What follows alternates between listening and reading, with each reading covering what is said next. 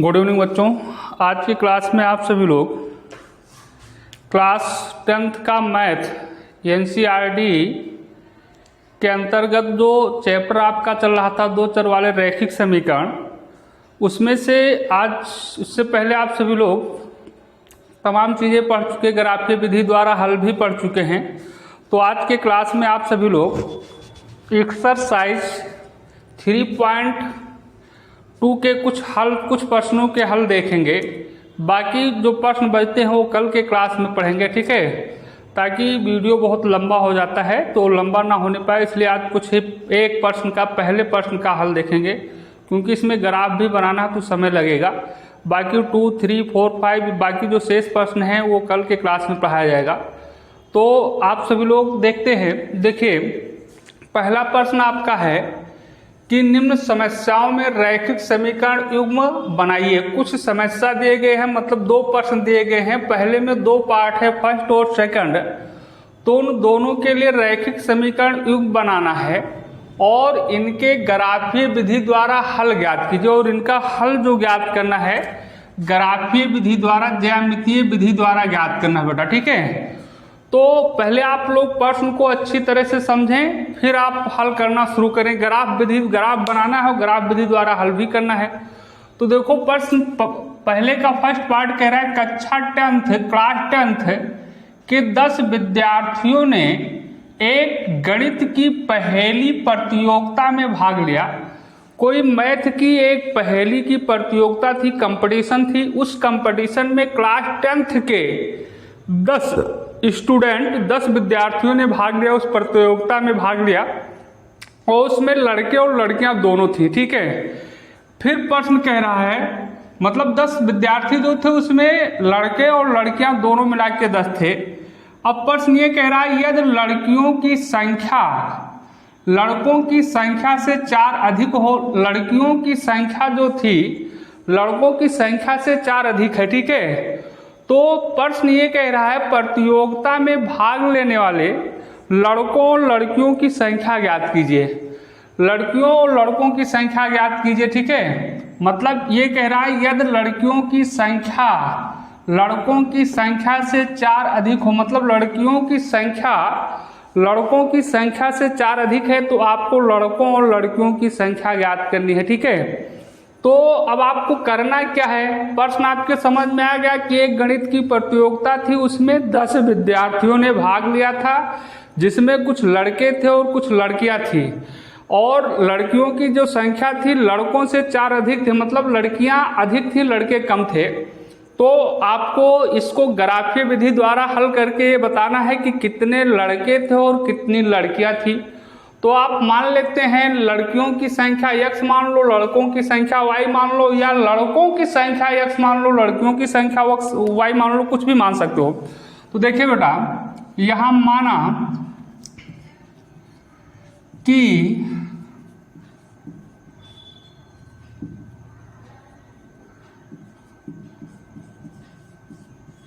लड़कियों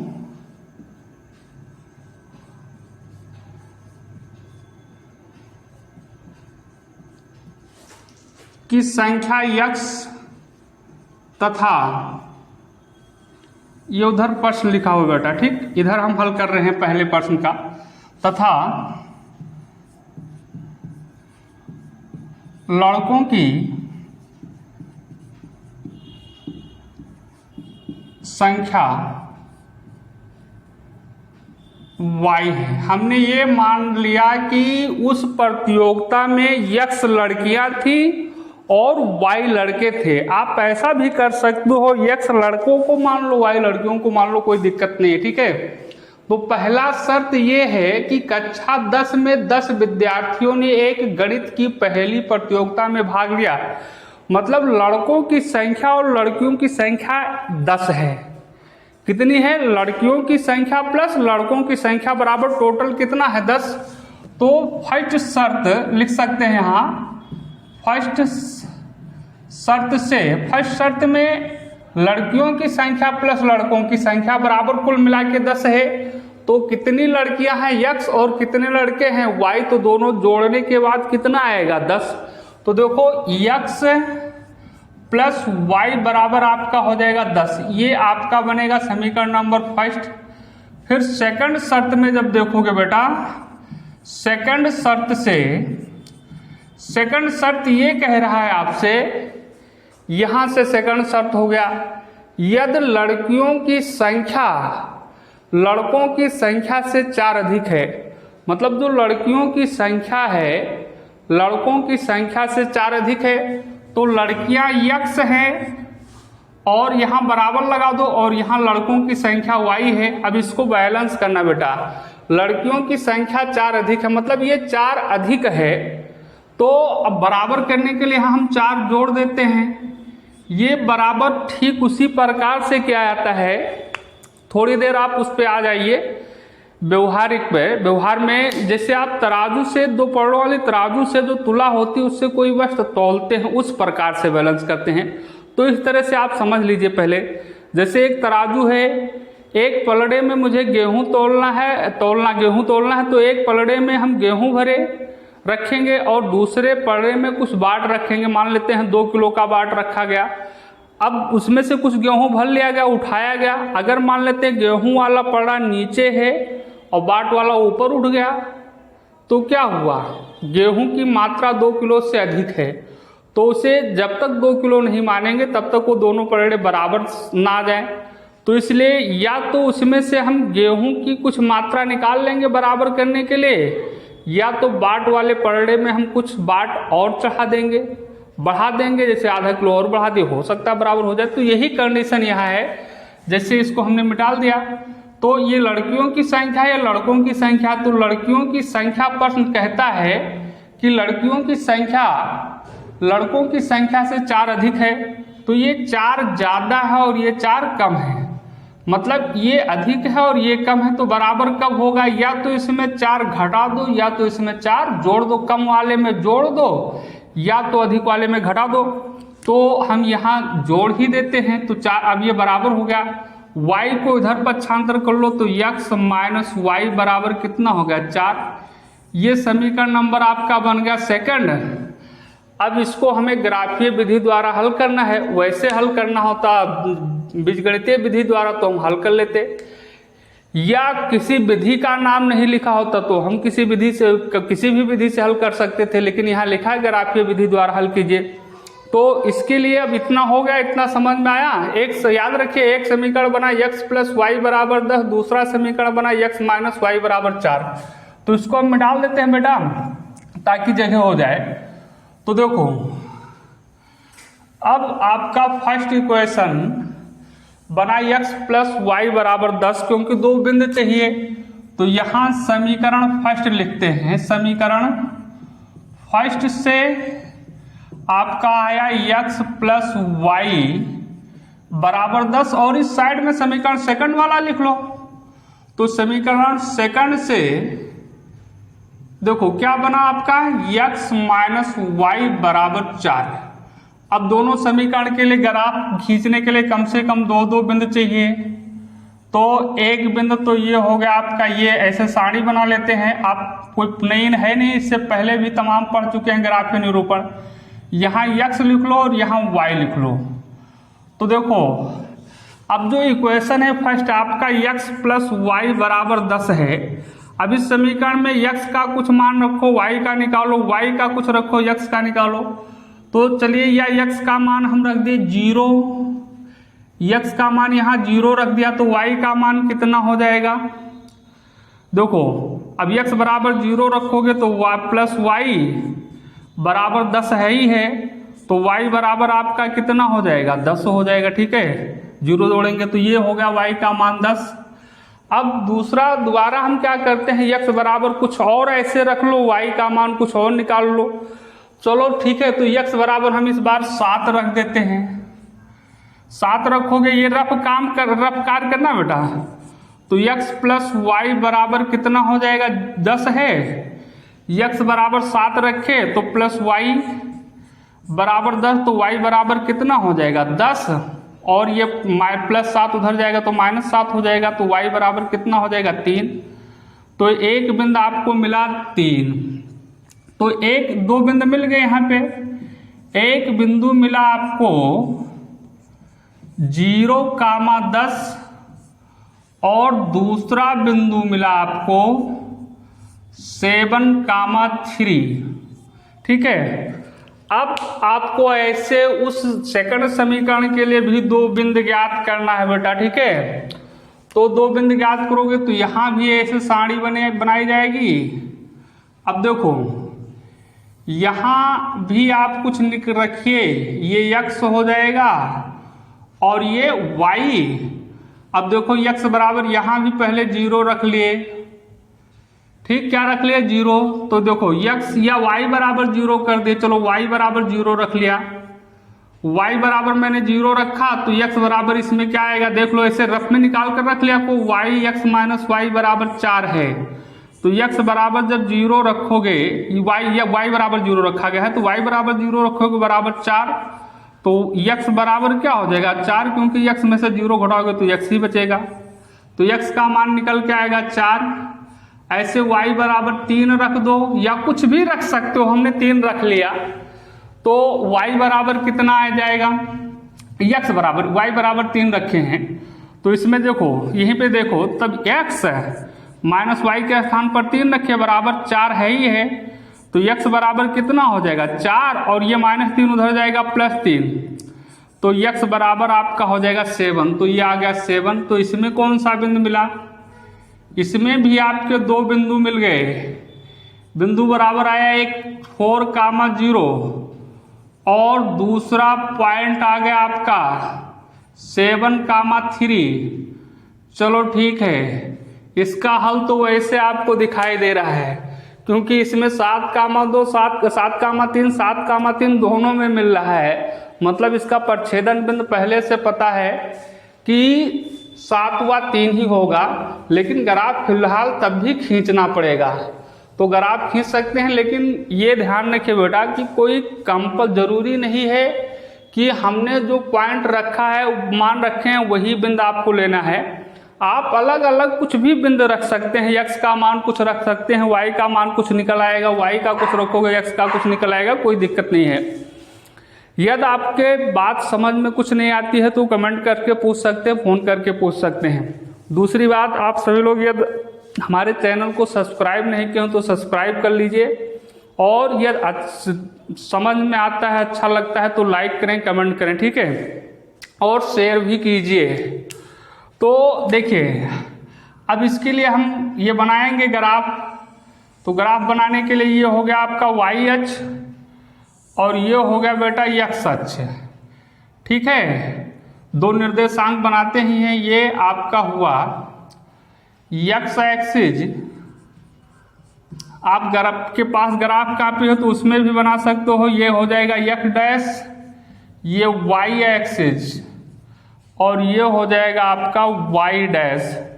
ये पॉइंट जो हुआ आपका मूल बिंदु हुआ जहां पर दोनों अक्ष काटते हैं। अब समान दूरी पर निशान लगा लेना है। तो देखो 1 2 3 4 5 6 7 8 9 10 11 ऐसे बराबर बराबर दूरी पर निशान लगा लीजिए। 1-1 सेंटीमीटर पर या आधा सेंटीमीटर पर लगा दीजिए। 1 2 3 4 5 6 7 8 9 10 ऐसे इधर भी लगा दो। ये काम आप करना आता ही है सबको।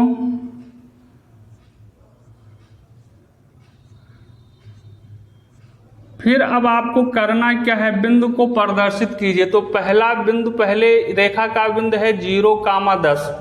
तो बेटा x अक्ष पर तो पहला मान प्रदर्शित क्या आता है, ये 0 हो गया। 10 y अक्ष पर मूल बिंदु से ऊपर तो 1 2 3 4 5 6 7 8 9 10 ये बिंदु आपका हो गया 0,10। ठीक है, 0,10 लिखा बेटा।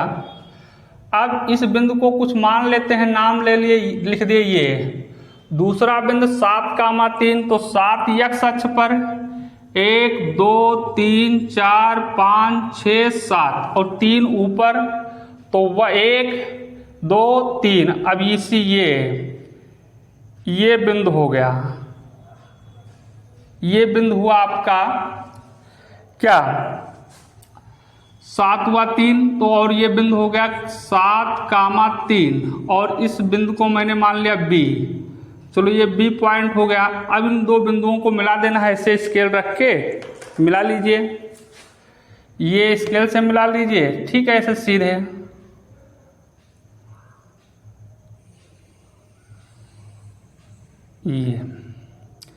ये रेखा हो गया इसका, इसको और बढ़ा भी सकते हो बेटा, ये ना बढ़ाओ तो भी सही, बढ़ा दो तो भी सही, ठीक है। ये हो गया। अब दूसरे का आपको ग्राफ खींचना है, ठीक। तो दूसरा बिंदु जो दिया है आपको दूसरे रेखा का, ये बिंदु आपका है 4,0, तो 4,0, तो 4,0 कहाँ से होगा, ठीक है। देखो तो 4 आपका x अक्ष पर जाओगे, 1 2 3 और ये 4 और 0 यही हो जाएगा, तो ये हो गया 4,0। और दूसरा बिंदु है 7,3, तो 7,3 यही हो जाएगा, ठीक है। तो इसको मिलाना होगा, थोड़ा इसका हम नीचे लिख देते हैं क्या, ताकि अभी ये रेखा खींचेंगे तो थोड़ा वो हो जाएगा। तो ये पॉइंट होगा B और इसका निर्देशांक होगा 7,3। अब इस दोनों को मिला देना है, ठीक है, ऐसे स्केल रख के। ये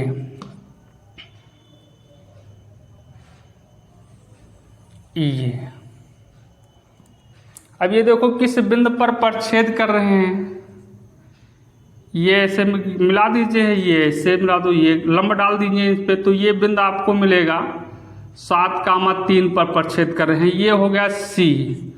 ये तीर लगा दो, तीर का निशान।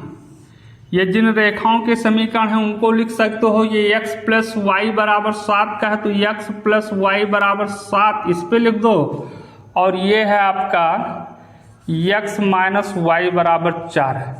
अब प्रच्छेदन बिंदु देखो कितना है, 7,3 है, तो 7,3 है, तो यहाँ लिखिए नीचे प्रच्छेदन बिंदु, यहाँ लिखो प्रच्छेदन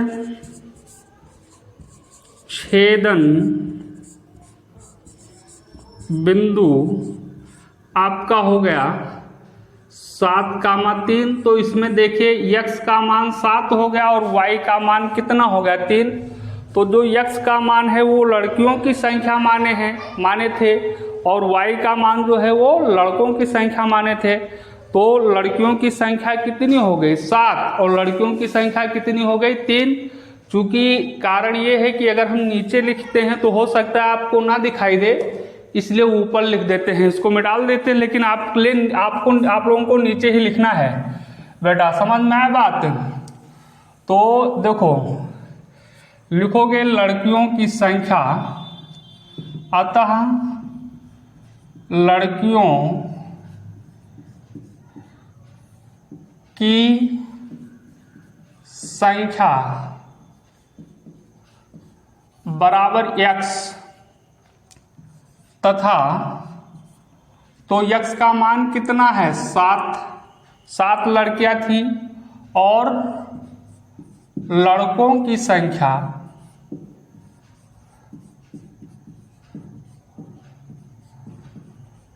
बराबर y, तो y बराबर कितना है बेटा 3। मतलब उस प्रतियोगिता में ये पोर्शन इसके नीचे है, ठीक है, ध्यान रखिएगा। तो आपके समझ में आ गया। तो उस प्रतियोगिता में 7 लड़कियां भाग ली थी और 3 लड़के भाग लिए थे। अब अगला क्वेश्चन है, तो इसको नोट कर लीजिएगा, नोट्स कंप्लीट, इसलिए इसको मैं डाल दिया जाता है बेटा, ठीक है।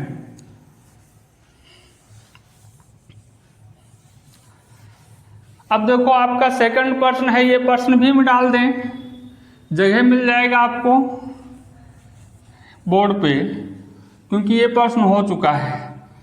अब देखो बेटा, ये कह रहा है 5 पेंसिल और 7 कलमों का मूल्य ₹50 है। यहाँ 50 लिखा हुआ है, ये कि साइड में है, अगर आपको नहीं दिख रहा तो ध्यान रखिएगा। यहाँ लिखा हुआ बेटा 5 पेंसिल और 7 कलमों का मूल्य ₹50 है, मतलब 5 पेंसिल और 7 कलमों का मूल्य ₹50 है। जबकि 7 पेंसिल और 5 कलमों का मूल्य 46 रुपये है। कितने रुपये है? 46। तो एक पेंसिल और एक कलम का मूल्य आपको ज्ञात करना है। एक पेंसिल और एक कलम का मूल्य आपको फाइंड करना है बेटा, ठीक है। तो प्रश्न देखिए कैसे ज्ञात करेंगे। पहले आप मान लेते हैं, मान लीजिए यहां लिखोगे सेकंड पार्ट वाला है, माना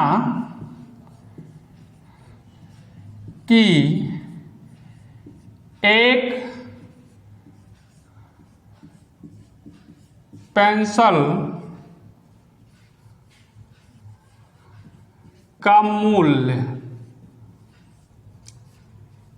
x रुपये तथा एक कलम का मूल्य y रुपये है, ठीक है। एक पेंसिल का मूल्य मैंने माना x रुपया और एक कलम का मूल्य माना y रुपये। तो अब देखिए करेंगे क्या, कैसे। तो समीकरण बनाना है, पहले आप रैखिक समीकरण युग में व्यक्त कीजिए इसके लिए। तो 5 पेंसिल और 7 कलमों का मूल्य 50 रुपये है बेटा। तो देखो एक पेंसिल का मूल्य x रुपये, तो 5 पेंसिल का मूल्य कितना हो जाएगा? 5x। ऐसे एक कलम का मूल्य 7 रुपये, एक कलम का मूल्य y रुपये, तो 7 कलमों का मूल्य कितना हो जाएगा? 7y।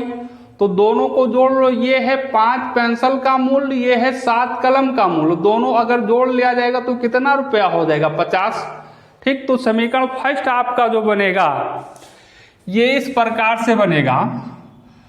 5x, फर्स्ट शर्त लिख सकते हो, फर्स्ट शर्त से 5x प्लस 7y बराबर 50, समीकरण फर्स्ट।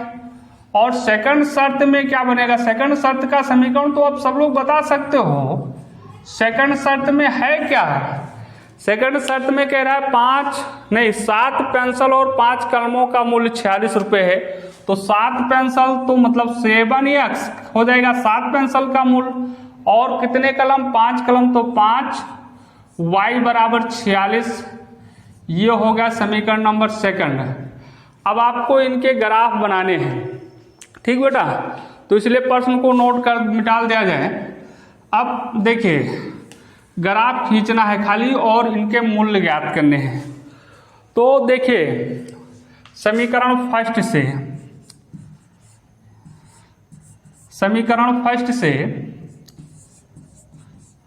फर्स्ट में आपका है 5x प्लस 7y बराबर 50। तो एक सारणी बनाओगे बेटा ये, और यहां लिखोगे, ये सारणी ऐसे बना लेना। ये हो गया x, ये हो गया y। x का मान कुछ रखो, y का मान निकालो, ठीक। फिर दोबारा x का मान को रखो, y का निकालो, या y का रखो x का निकालो, कुछ भी रख कीजिए, ठीक है। तो अब देखिए चलिए x बराबर y बराबर 0 रखते हैं। y बराबर मैंने 0 रख दिया। तो देखो बेटा 5x प्लस 7y बराबर 50 से रफ्तार करना है। तो जब हम 5x और प्लस ये y का मान 0 रखोगे तो 7 गुणे 0 लिखोगे, 0 ही हो जाएगा। तो बराबर कितना हो जाएगा? 50। तो 5x बराबर कितना हो जाएगा? 50। x बराबर कितना हो जाएगा? 50/5, 5 से काट दोगे तो कितना आ जाएगा? 10। मतलब x का मान 10 आ जाएगा। अब y का मान कुछ और रख दो, ठीक है। y का मान इसमें कुछ और रखा जाए, फिर x का मान, वैसे y का मान आप जो चाहें वो रख सकते हैं, कोई परेशानी नहीं है, जो आपकी इच्छा चाहे वो रख दो। चलिए y बराबर 5 रख देते हैं, तो x बराबर कितना आ जाएगा? 7×5 = 35, और ये 35 उधर जाएगा। तो 5x प्लस रख दो, तो y के स्थान पर x रखो, x 5 रखोगे तो 5×7 = 35, और ये बराबर हो जाएगा 50।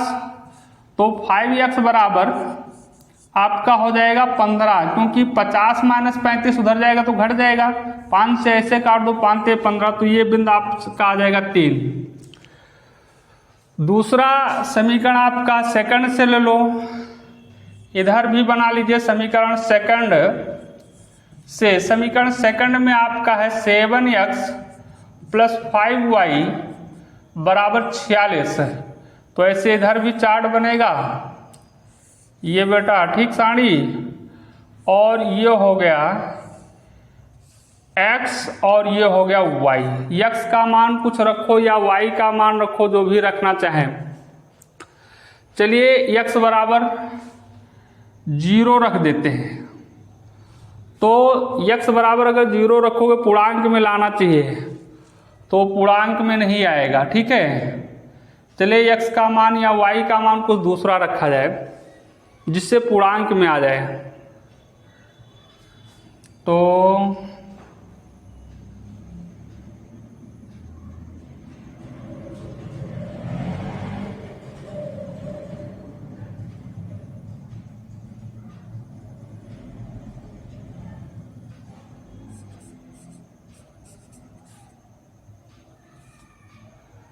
चलो कोई बात नहीं, नहीं पूर्णांक आएगा तो कोई बात नहीं, सोचने की जरूरत नहीं है। पूर्णांक में ना आए तो कोई बात नहीं है, ठीक है। चलो x बराबर 0 रख दिए, तो y बराबर कितना निकल के आएगा?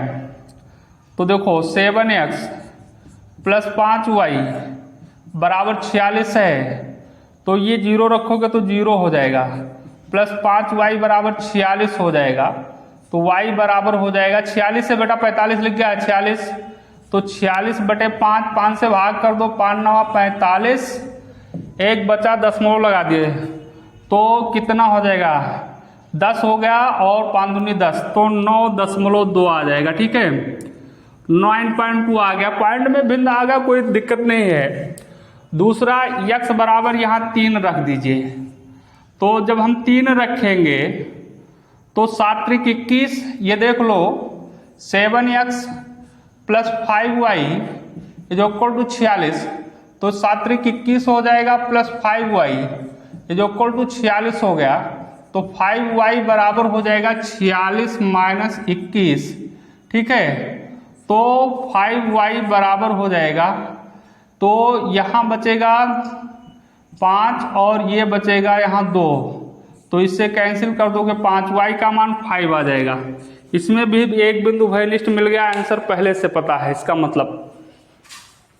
चलिए अब आप ग्राफ बना दीजिए, तो ये आपका हो गया x एक्सिस, ठीक, और ये आपका हो गया y एक्सिस, ये अब इनमें बराबर ये हो गया मूल बिंदु, x axis y axis x dash y dash, ये अब देखो बराबर दूरी पर निशान लगाना है, 1 2 3 4 5 6 7 8 9 10, 1 2 3 4 5 6 7 8 9 10। देखो कोई मान मेरा माइनस में है नहीं, तो नीचे लगाने की और इधर लगाने की कोई जरूरत नहीं। तो पहला बिंदु, इसमें बिंदु कौन सा मिला बेटा? देखो बिंदु लिख लीजिए, बिंदु आपका आया 10,0, और दूसरा बिंदु जो आपका आया है वो 3,5, और इसका बिंदु जो मिला आपको वो बिंदु है 0,9.2, और 0,9.2, और दूसरा बिंदु है, ये दशमलव है बेटा यहाँ, और 3,5। तो देखो बेटा पहले 10,0, तो 1 2 3 4 5 6 7 8 9 10 ये हो गया, और 0 भी यही हो गया। तो ये बिंदु जो आपका हुआ ये हो गया ये, और इसका निर्देशांक है 10,0। दूसरा बिंदु है 3,5, तो 1 2 3 और 5 ऊपर, 1 2 3 4 5, तो ये बिंदु हो जाएगा आपका, ये बिंदु हो गया B, और इसका निर्देशांक है 3,5। इन दोनों बिंदुओं को मिला दीजिए, एक रेखा आपको मिल जाएगा। तो इन दो बिंदुओं को जब मिलाओगे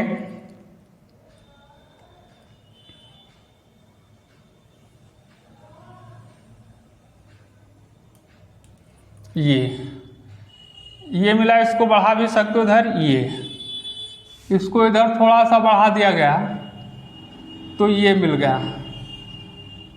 ठीक, अब दूसरा रेखा, दूसरा बिंदु क्या है, 0,9.2, तो 0 ये हो गया, 9.2, तो 1 2 3 4 5 6 7 8, फिर से गिनो, 1 2 3 4 5 6 7 8 9 और दशमलव, इसका 2 9.2 ये हो जाएगा। ठीक, ये हो गया आपका बिंदु B और इसका निर्देशांक आ गया 0,9.2। दूसरा बिंदु 3,5 है तो 3,5 ही है, तो इन दो बिंदुओं को मिलाओगे तो इसको ये मिला देना है ऐसे, ये इस प्रकार से, तो एक रेखा आपकी ये हो गई। ठीक, बढ़ाना चाहो तो बढ़ा भी सकते हो,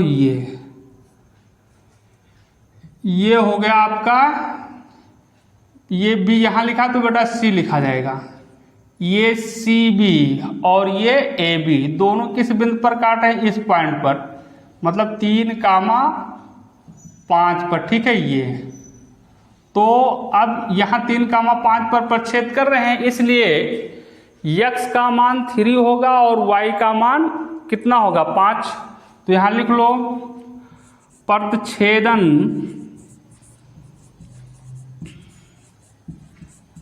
बिंदु बराबर आ गया आपका 3,5, तो x बराबर 3 है, y का मान 5 है, तो आपको किसका मूल्य ज्ञात करना है, एक पेंसिल का मूल्य x माने हैं, तो एक पेंसिल का मूल्य 3 रुपये और एक कलम का मूल्य कितना रुपया है, 5 रुपये। तो यहां लिख लीजिए, आता है एक पेंसिल का मूल्य बराबर, x माने हो तो x का मान कितना है, 3 रुपये हो गया, तथा एक कलम का मूल्य बराबर y माने हैं, तो y का मान कितना है, 5 है, 5 रुपये हो गए, 3,5 लिखा हो बेटा। ठीक, तो इस प्रकार से आपका ये हो गया। अगर आंसर चेक करना चाहते हैं सही है कि गलत है तो कैसे चेक करोगे, समीकरण में देखो पहले कितने पेंसिल थे आपके पास, कितने पेंसिल। ठीक, तो देखिए ABC समीकरण में रख सकते हो, रख के देखिए मान बराबर आते हैं तो 3 5 रखोगे तो 5 × 15 7 × 5 35, 15 7 35, 15 और 35 50 होगा, सही। इसमें रख के देखो सही आ जाएगा आंसर। इस प्रकार से आंसर चेक भी कर सकते हैं। यदि आपके बात कोई चीज़ नहीं समझ में आती है तो कमेंट करके पूछ सकते हैं। और आप सभी लोग मैथ का रिवीजन करते रहें जरूर, ठीक है, तभी आपके समझ में आएगा। और उसके बाद देखने के बाद आप अपने आप प्रश्न को सॉल्व करें, ग्राफ बनाएं और दूसरे प्रकाशन की बुक से भी प्रश्नों को हल करें ताकि आपके समझ में आ जाए, क्लियर हो जाए। ठीक है, तो कल की क्लास में और आगे के शेष प्रश्न पढ़ेंगे। तब तक के लिए आप सभी लोगों को धन्यवाद।